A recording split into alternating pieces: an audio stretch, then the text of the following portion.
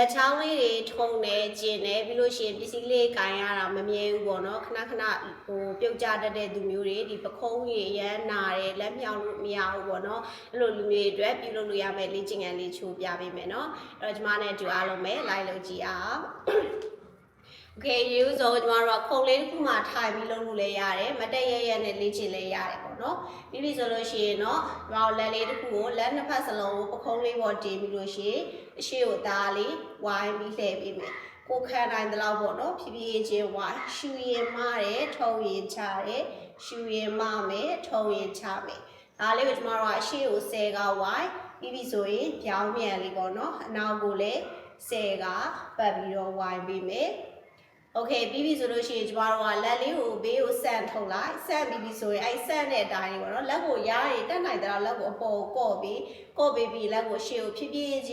ချင်းဝိုင်းပေးမယ်ဝိုင်းကဲကွာလက်နှစ်ဖက်စလုံးကမမနိုင်ဆိုရတယ်လက်တစ်ဖက်ထဲကိုပဲအရင်ဝိုင်းအရှေ့ကို10ကဝိုင်းမယ်ပြီးရင်အနောက်ကို10ကဝိုင်းမယ်ပေါ့နော်ဒါလေးကိုလုပ်လို့ရတယ်ပြီးနောက်တစ်ဖက်ပြောင်းလက်ကိုဆက်လက်လေးကိုရတဲ့လောက်ကော့ပြီး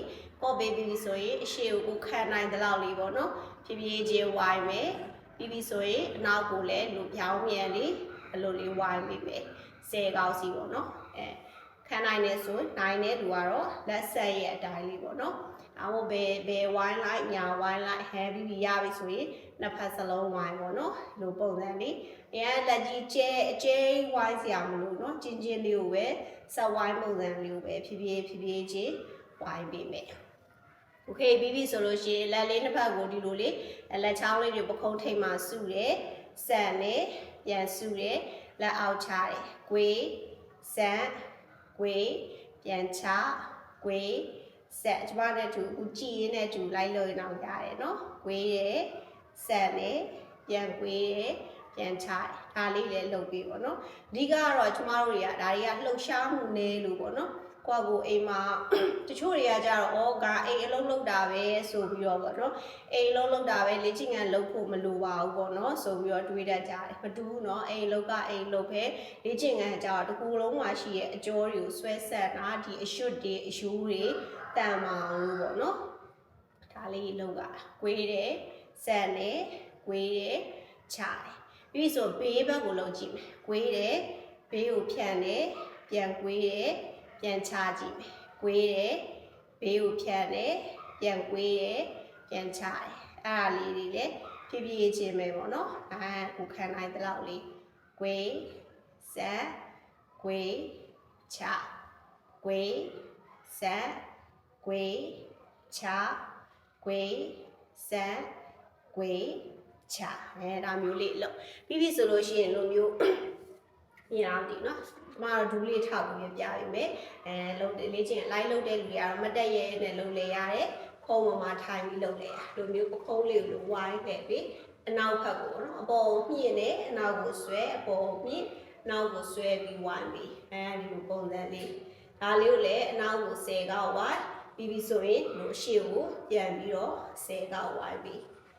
ဒီလိုပုံစံလေးပေါ့နော်ရှူရင်မှထုံရင်ချရှူရင်မှထုံရင်ချလိုပုံစံလေးသွားပြီးပြီဆိုလို့ရှိရင်တစ်ဖက်ကိုဒီလိုပခုံးလေးကိုမလိုက်ပြန်ချလိုက်နောက်တစ်ဖက်ကိုမလိုက်ပြန်ချလိုက်မမယ်ချမယ်မမယ်ချမယ်လို့လက်ဖက်ပခုံးလေးကိုပဲတင်ကြည့်တော့ပြန်ချနောက်တစ်ဖက်မှာချဒါလေးကိုလည်းကျွန်တော်တို့ဖေးလုံးလိုက်ညာလုံးလိုက်10ကောက်ပေါ့နော်လုံးပြီးသွားပြီဆိုရင်စုံမကြည့်ပြန်ချတဲ့ချိန်မှာစက္ကန့်နဲ့စောင့်ချလိုက်တဲ့ပုံစံမမယ်ချမယ်မမယ်ချမယ်မမယ်ချဒါလေးကိုလည်းကျွန်တော်တို့10ချိန်လောက်လုပ်လို့ရတယ်ပေါ့နော်โอเคပြီးပြီဆိုနောက်တစ်မျိုးကလက်ကိုဒီလိုအရှိကိုဆန်လိုက်ပြီးဆိုနောက်ဘက်ကိုဒီလိုလှမ်းပြီးဆွဲပြီးလက်မလေးပါပေါလှမ်းပြီးဆွဲပြီးနော်အဲ့မှာဒီလက်အောက်မှာရှိရဲ့အကျော်လေးပါရော့လှမ်းဆွဲရှော့နောက်တစ်ဖက်ပြောင်းမယ်နောက်ကိုလှမ်းဆွဲပြန်ရှော့ပြီးဒီလိုအောက်ကိုလှမ်းချိုးလိုက်ချိုးပြီးဆွဲလက်မပါပေါဆွဲပြီးโอเคရှော့နောက်တစ်ဖက်ချိန်ဆွဲဒါလေးရကြည့်တော့ဒါလေးဘာမှမဟုတ်ဘူးเนาะဒါပေမဲ့တကယ်ကိုထိရောက်တယ်เนาะပြန်လုံးရအောင်လက်လေးပေါ်ပြန်ထားနောက်ဘက်ကိုလှမ်းဆွဲ okay ပြန်ချိန်နောက်တစ်ဖက်နောက်လမ်းဆွဲ okay ပြီးအောက်ဖက်ကိုချိုးဒီလိုလေးနော်လက်ချောင်းလေးရအောက်ဖက်ဆွဲ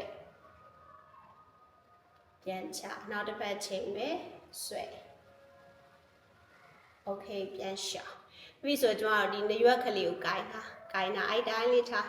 ပြီးဒီလိုလေးမြောက်ကြည့်မယ်ပခုံးလေးတရောင်လေးကိုပေးဦးကပြန်ချတရောင်လေးကိုပေးဦးကပြန်ချဒါလေးလုပ်ကြည့်အောင်ရှူရင်မမယ်ထုံရင်ချမယ်ရှူရင်မမယ်ထုံရင်ချမယ်ရှူရင်မမယ်ထုံရင်ချဒါလေးငယ်တော့မှတ်ပြီလားကျွန်တော်တို့စာမရဆရာမကြီးလေနေရွက်လေးဆွဲပြီးထိုင်ထားလောက်ခိုင်းတာလေးတော့တတိယပါရဲ့နော်ပြန်ချရှော့ပြီးရင်လက်ကိုဒီလို crossing လုပ်ပြီးတော့နေရွက်ကလေးဆွဲကြည့်ဆွဲပြီးတော့ဒီလိုလေးမျက်နှာတော့အရှိကိုပဲထားပြီးတော့အနာကိုလေးကိုပဲဒီလိုလေးဟိုဘက်ဒီဘက်လေးနည်းနည်းညောင်းတယ်နော်သိလားတချို့ဒီလိုမျိုး